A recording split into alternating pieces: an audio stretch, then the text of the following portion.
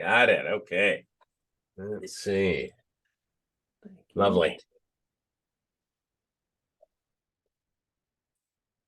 All right. And Abdullah was there, but now he's not.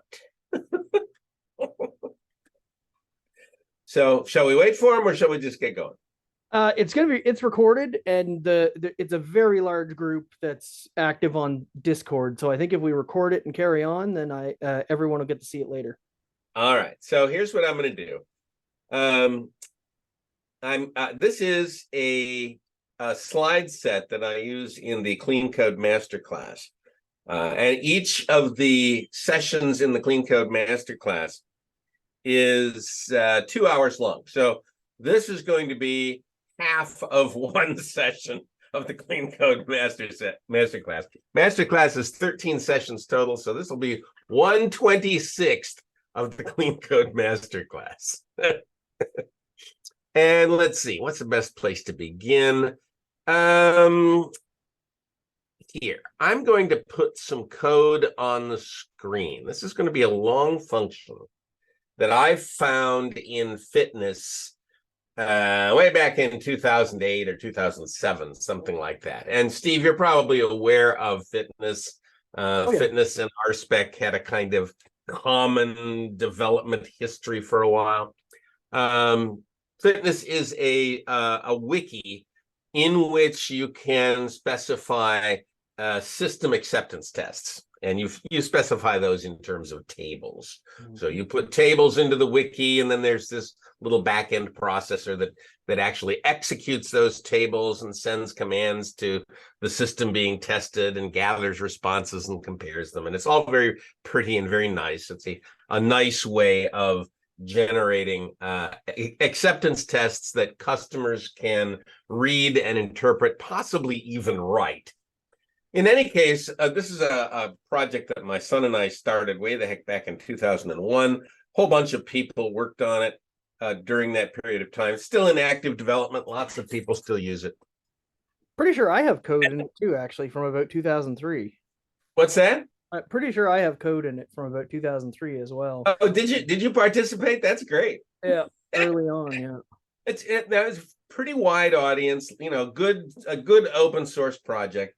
So right around 2007, I was diddling around in there for some reason or another, and I ran across this code. I'm going to show it to you.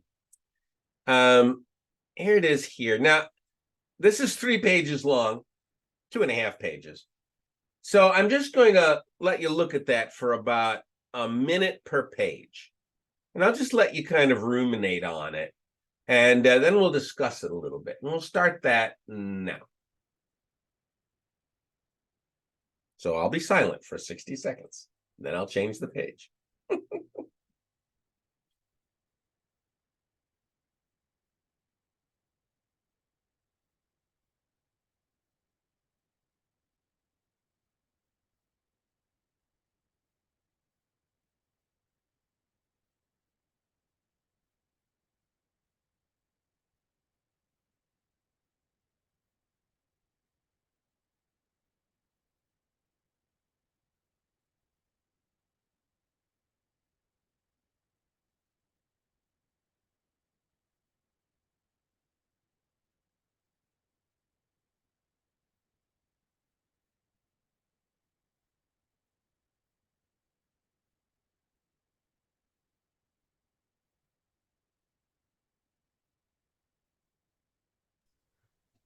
Page 2.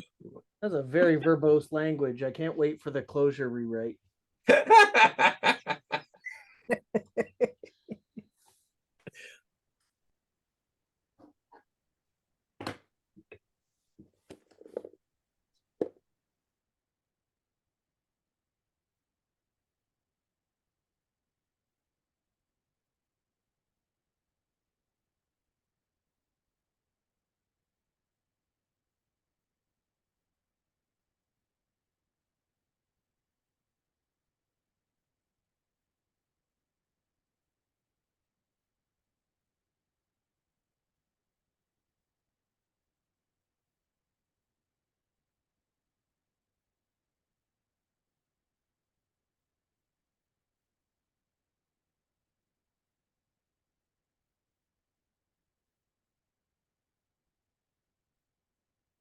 Page 3, 30 seconds left.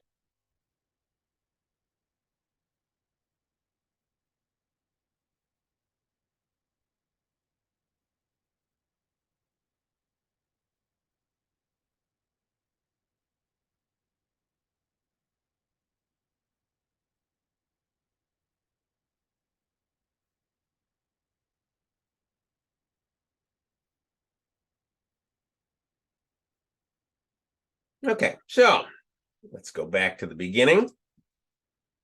I do this and I give you the 2.5 minutes to look at this code to kind of drive home the point that 2.5 minutes is not enough time to internalize and understand this batch of code. Probably to really understand it, you'd need a good 10, 15, 20 minutes of digging around inside there and looking in other parts of the code and trying to figure out what the hell is actually going on. But what this bit of code does is it looks at a page, and if that page is a test page, there's the if statement right there. If that page is a test page, then it goes out into the wiki and it finds the setup pages and the teardown pages, and it prepends the setup pages and appends the teardown pages, turning it all into one consistent HTML document, which it does at the very end. At the very end, you'll see it does this nice little turn it all into HTML, and then the return value gets shipped off to the testing engine. And the testing engine uses HTML, or it used to use HTML, to drive its operation. So if this is a test page, it includes the setups and teardowns. That's what this function does. Now, let's critique it. And we're going to start right here. The name of this function was testable HTML. That's a terrible name. Why is it a terrible name? Because it's a noun. Functions do things. There is a convention out there that people sometimes use. They will name a function for what it returns.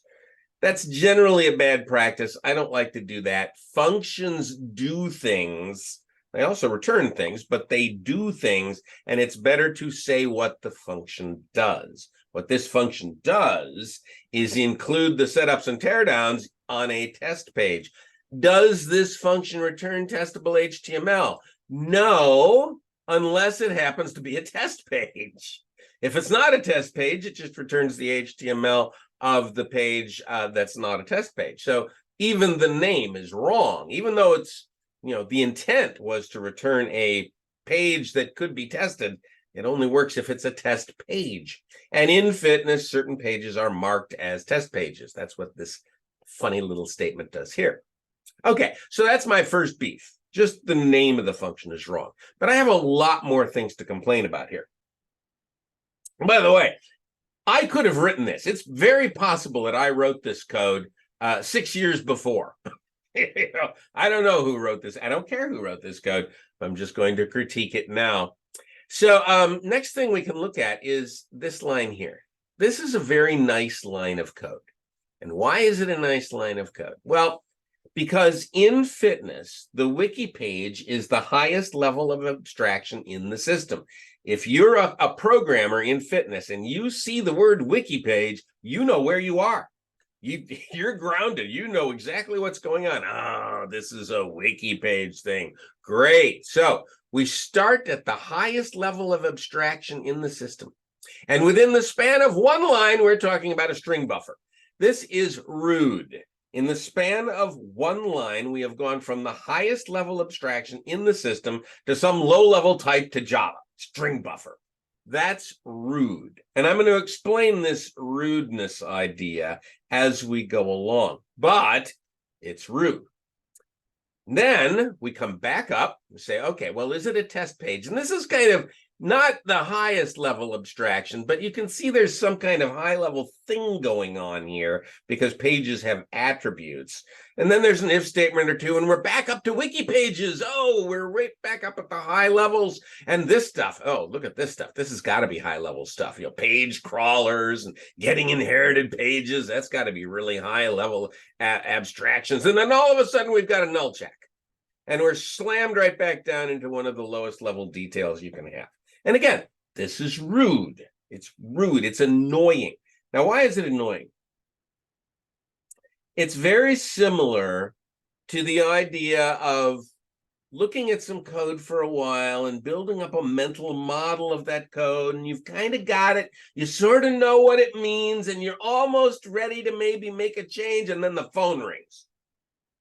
And yeah, honey, I'll bring home some bread, and the whole mental model's blown out of your head, and you've got to go back to the code and reconstruct this mental model. It's an interruption in the flow of thought. That's what these rude things are. That's what these rapid descents down into low-level concepts do to your brain. You're sitting there going, okay, wiki page. I know what a wiki page is. Okay, great. I'm ready to talk about wiki pages. What the hell's this string buffer? Why is this string buffer in there? Okay, fine. We're going to go back and get test pages. Okay, no, we're going to, the wiki page crawler, and we're going to get inherited. What the hell's that null check there for? There's this constant up and down going on.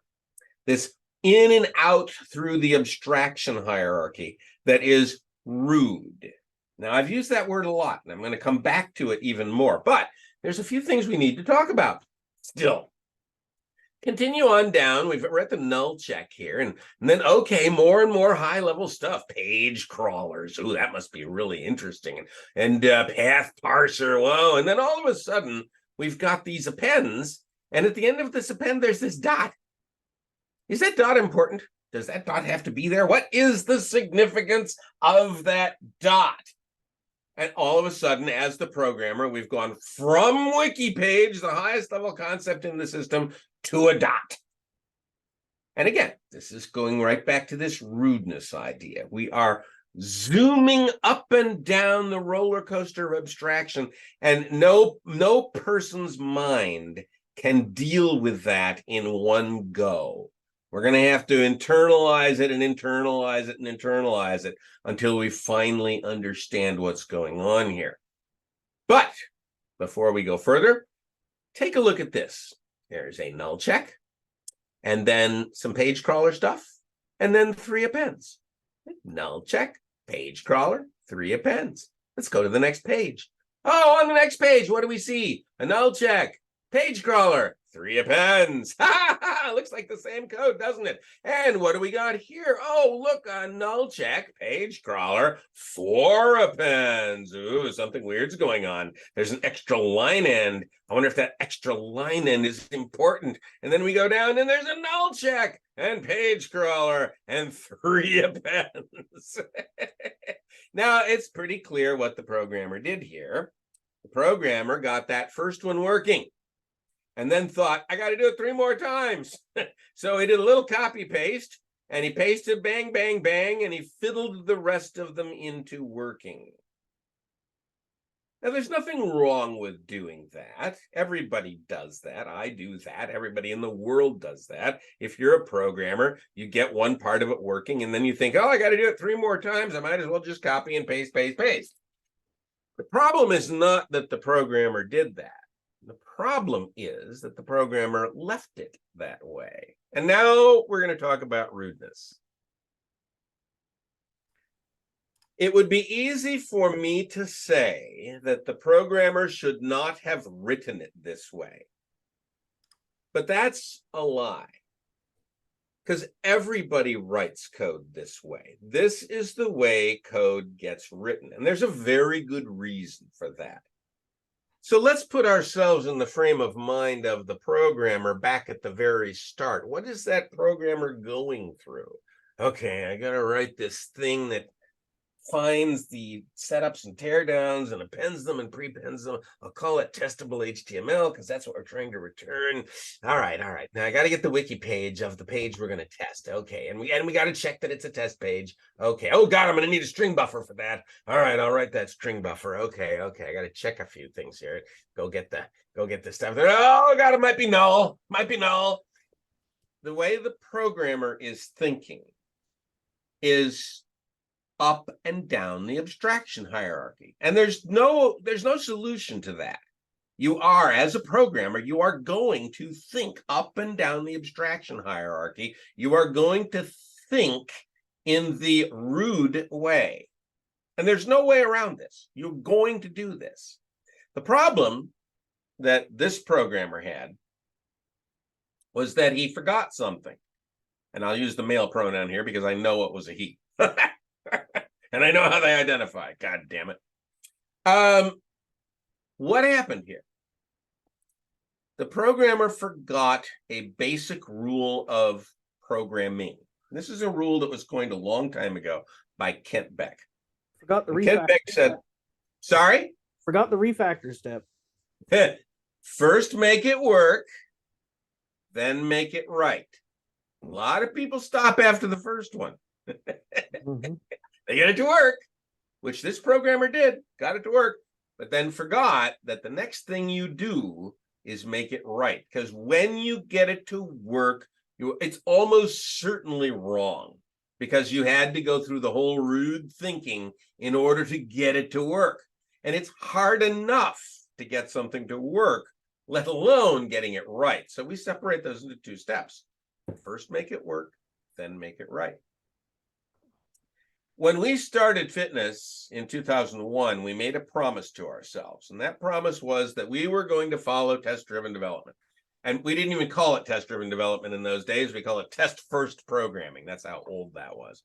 But we made that promise to ourselves, and we kept that promise very well throughout its development, at least up through 2015. That's kind of when I left it, and I don't know what's happened to it since then. I hope they have continued that promise.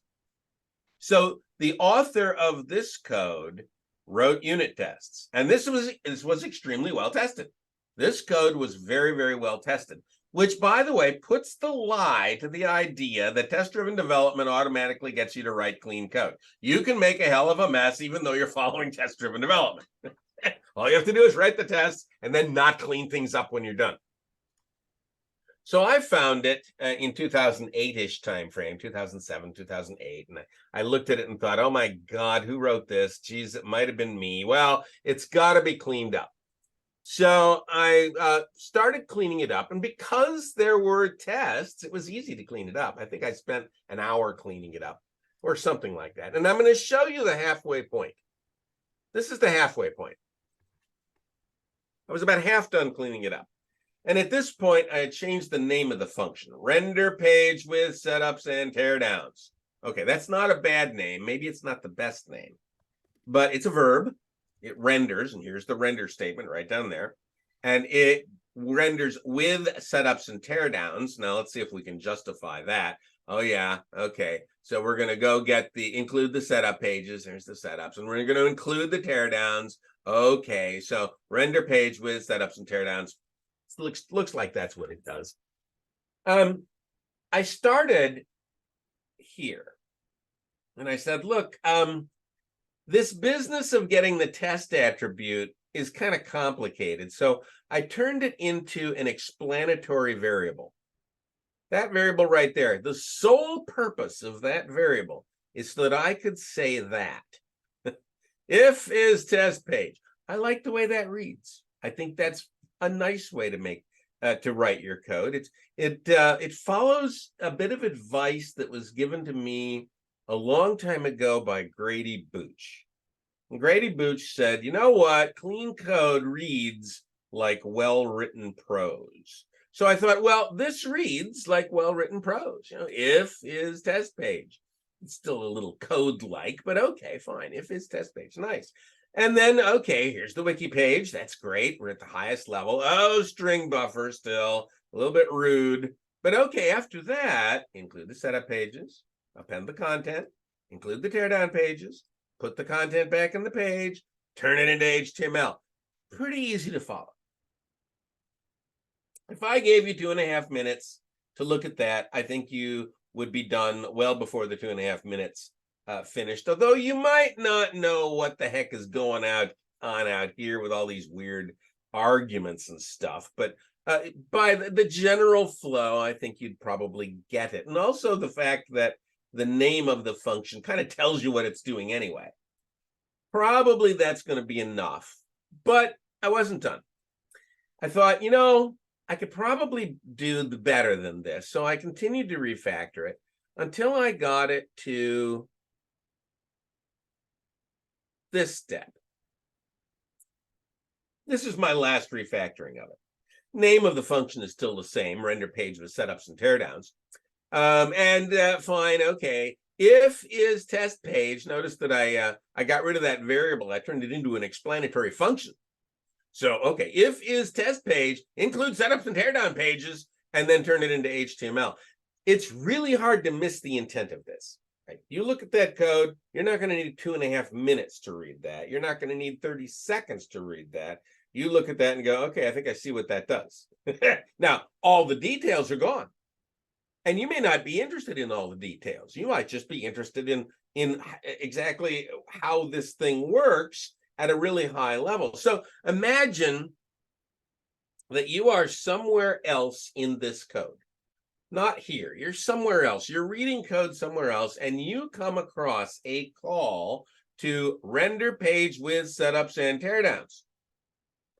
Odds are you're probably not even going to need to check because the name of that function is explanatory enough. But let's just say that you've got some doubts. And so you click on that name, control click or option click or whatever your IDE is, and it brings this up. And you look at it for 10 seconds, maybe 5 seconds. Oh, yeah, okay. If it's a test page, okay, I get it. And you're right back where you were. This code lets you out early. It's polite. It's polite because it lets you out early.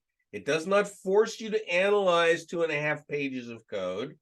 It says what it's going to do in a very few statements, and it allows you, the reader, to say, oh, yeah, that's good enough. I don't need anything more, and you can pop back out. Now let's imagine that you are in the code before it was refactored, and you're reading somewhere else in the code, and you come across this function call to testable HTML. And you kind of scratch your head about that and think, well, I better check and see what that does. And you control click on that, and it takes you to the 2.5 page mess we started this with. And 30 minutes later, after you've finished understanding it, you realize, oh, if it's a test page, it includes the setups and teardowns. Wouldn't it have been nice if it actually said that? Of course, by now, your whole mental model's destroyed about what you were doing before, and you have to go back to where you were and reconstruct that because you spent 30 minutes on this detail that you wish somebody had just said. That's the difference between rude and polite code. Polite code lets you out early without disrupting your flow of thought. Rude code forces you down the rat hole. And then you finally come out of that rat hole and you've lost everything else, and you spent a lot of time messing with the rat hole. If you've ever taken a journalism course or a creative writing course or just written an article, you'll find that there is a way to do that, which is polite, and another way to do it, which is rude. And the polite way is this. You start your article, whatever it is, article, thesis, paper, whatever it is, you start it with a title. And then the very first paragraph, which is probably the last thing you write, the very first paragraph is a synopsis, an abstract, a paragraph that describes what the whole article's about. And it's short and it's brief, and a lot of people stop reading it right there. But then if you want to continue reading, the next paragraph down has some lower level ideas in it, but not too lower level. And then the next paragraph after that gets into more detail, and the paragraph after that gets into more detail. And as you read down, the level of detail increases. Now, why is this polite? It's polite because it allows the reader to use the following algorithm. While interested, continue. That's the algorithm. While interested, continue. Now, think about the way you read a news screen. We don't have newspapers anymore, so think of the way you read a news screen. You scroll around on your news aggregator looking for a headline that you think is interesting. And most of the headlines are just clickbait. So you just kind of roll your eyes around that. And every once in a while, you find a headline that looks interesting. So you click on it. And the headline stays the same, fortunately, on the clicked version. Otherwise, you knew it was clickbait. And then you read the first paragraph. And if the first paragraph's interesting, you read the second paragraph. And if that's still interesting, you read the third paragraph. And you will continue reading until you're not interested anymore. Nobody reads the whole article. If you're reading news, you read until you're bored. And then you're out. Right? It's polite. I have a funny story about this. You do? Go ahead. I wrote a blog I don't know, a year or two ago called "Static Types Make Some Tests Unnecessary."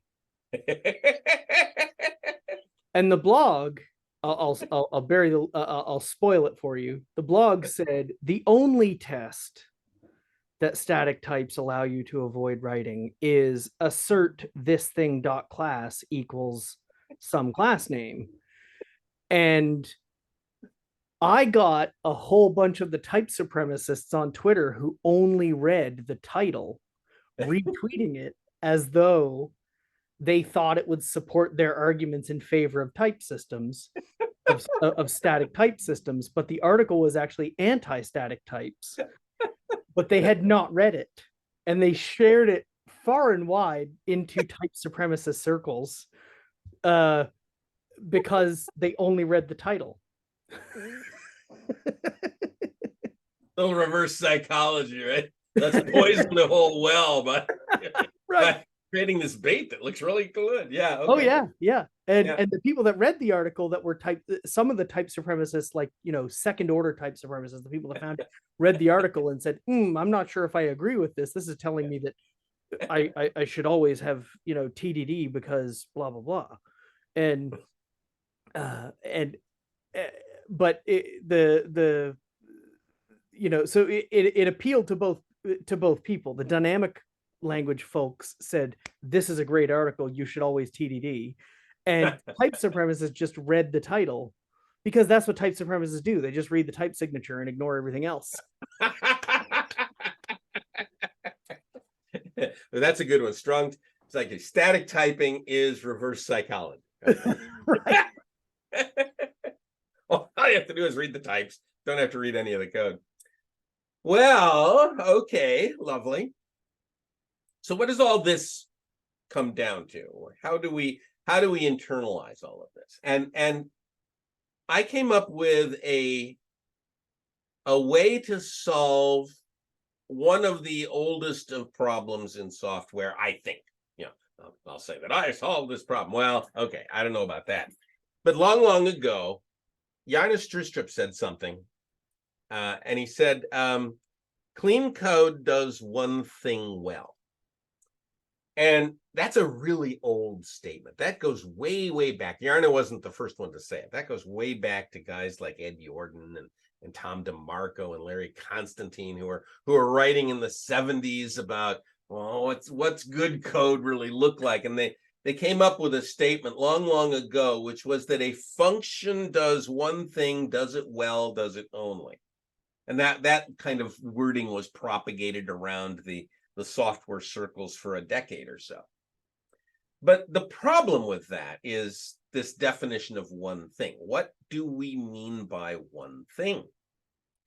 Now, in the 80s, I was a C programmer, and at one place, I wrote a function that was 3,000 lines long, and the name of that function was GI.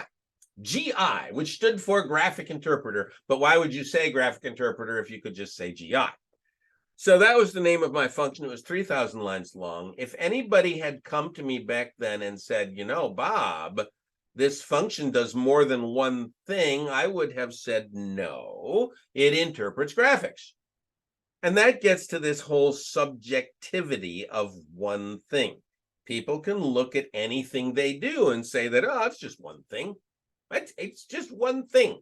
This massive 3,000 line code, it's just one thing.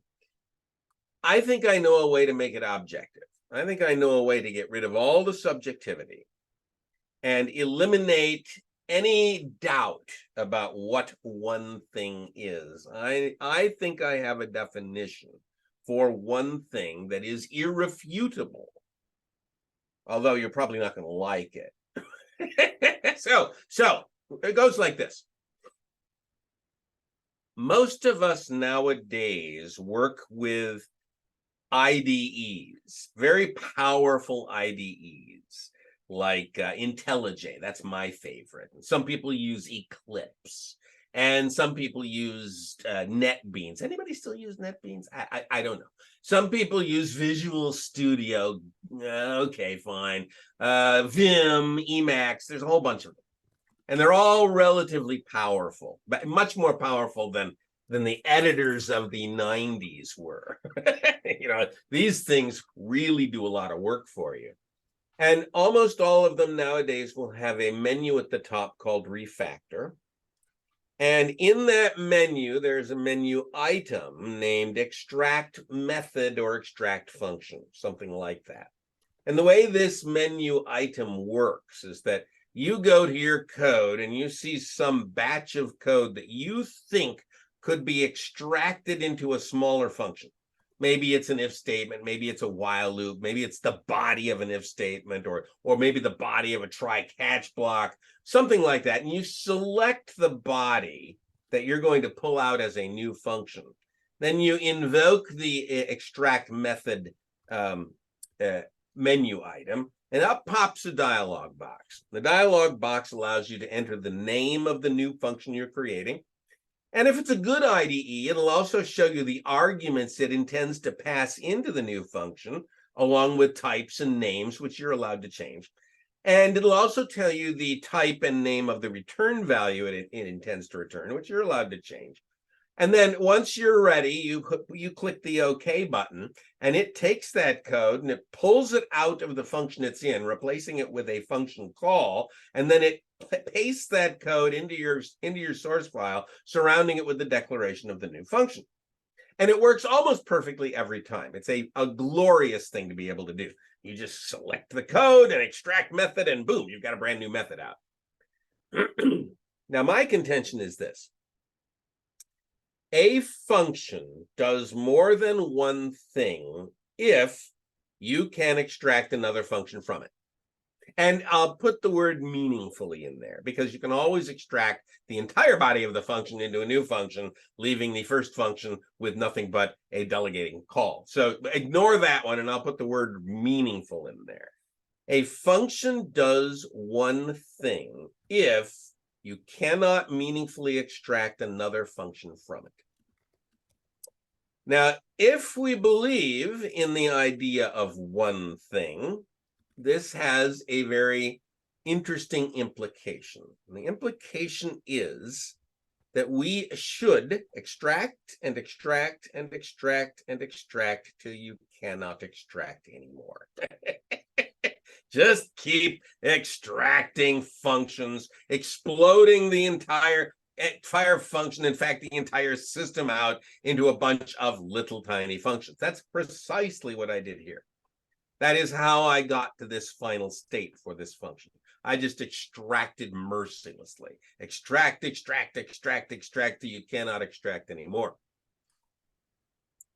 Now, if you're a programmer of any year's experience, this sounds insane. You're probably thinking, my God, if I did that, I'd end up with tens of thousands of little tiny functions, and I would drown beneath a sea of little tiny functions everywhere. They'd be like mosquitoes all over the place. That sounds beautiful to me. I understand the fear. I understand the issue. But that's not what happens. And for those of you listening, right, here's what I suggest. Try this at home. Try this on a project where the stakes are low, right? You're doing something at home, because we're all programmers. We all have home projects, right? Right. So some weekend, you're at home, you've got 100 lines of code sitting in front of you. Try this. Extract, extract, extract, extract, and see if it doesn't make things better. Now, a few things to think about. Number one, you're going to be extracting little functions. you're going to have to name them. And you're going to have to name them well.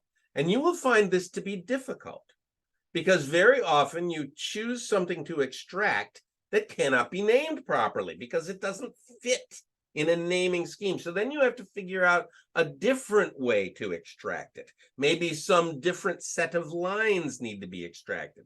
Maybe the lines themselves need to be rearranged before you extract them, and then you can give them a nice name. This effort is really valuable.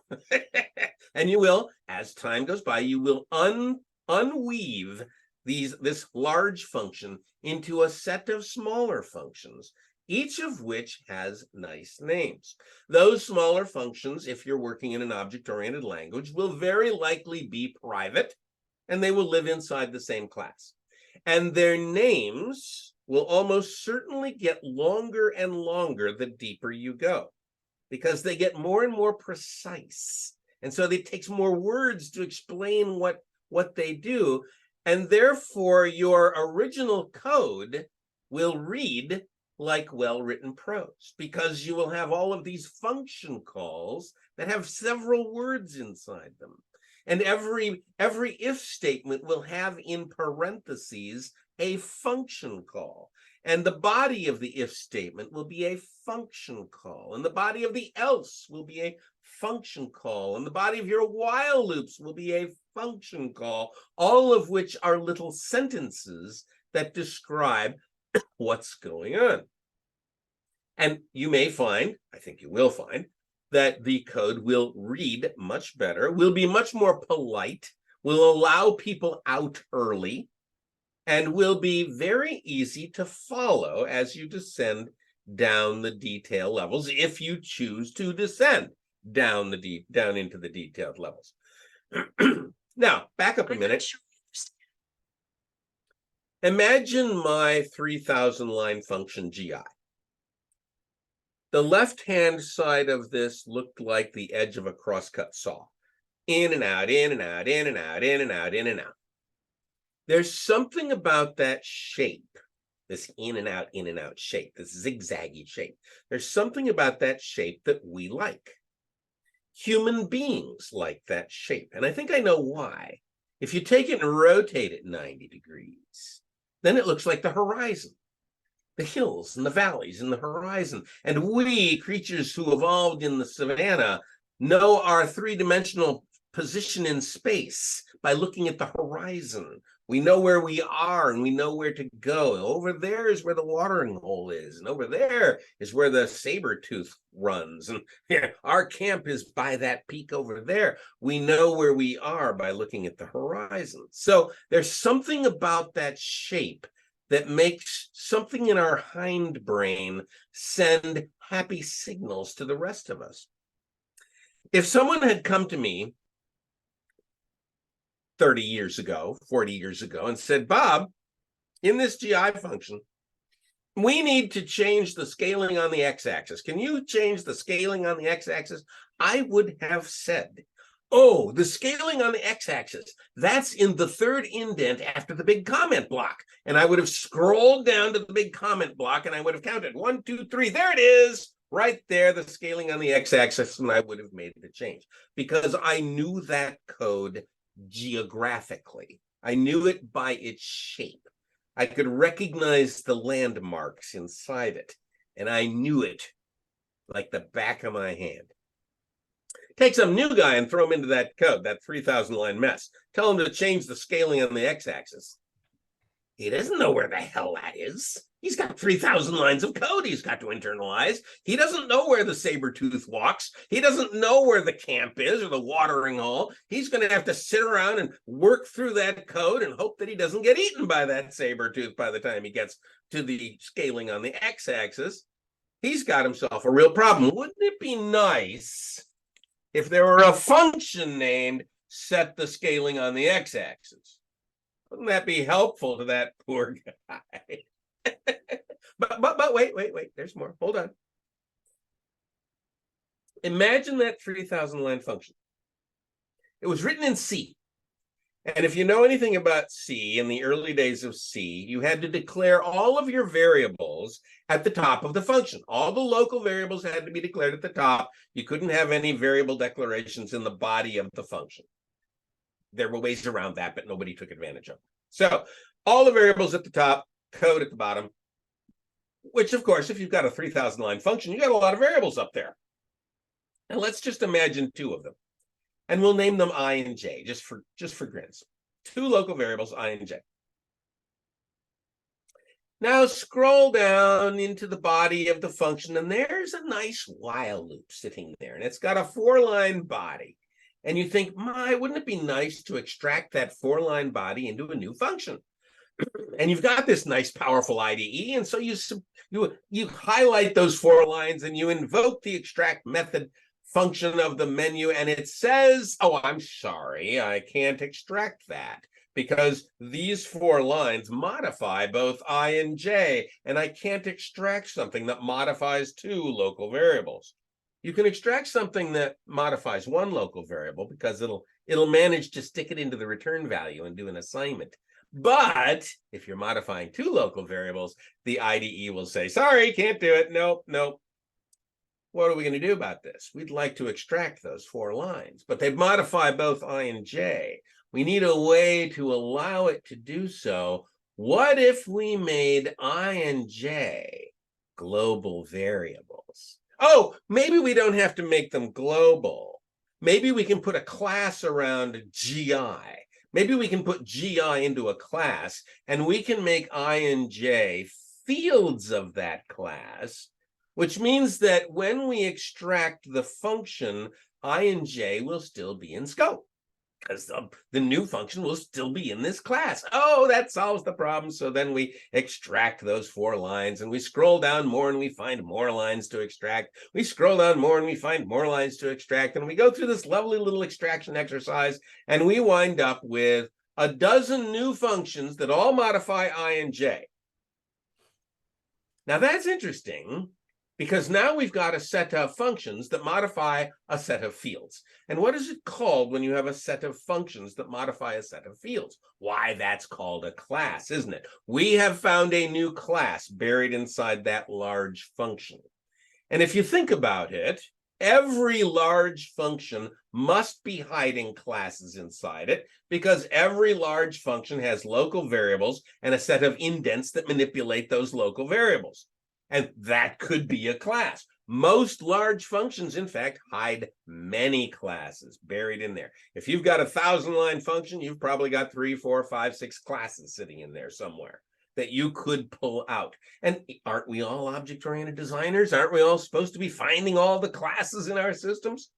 So that's yet another reason why extracting